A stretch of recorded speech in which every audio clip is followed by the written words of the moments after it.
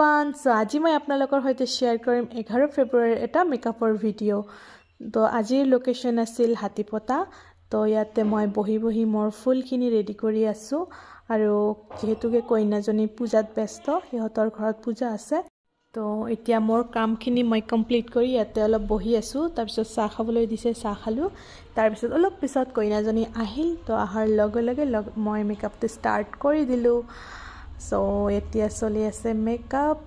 তো almost complete হল মেকআপটো আৰু ইয়া কইনাজনী বহুত ধুনীয়া আৰু মৰম লগা হয় পোজ দি আছে তাইৰ বান্ধৱী কেইজনীমানক সো ইয়া কমপ্লিট এয়াই হৈছে ফাইনেল লুক আপোনালোকক কেনেকুৱা লাগিছে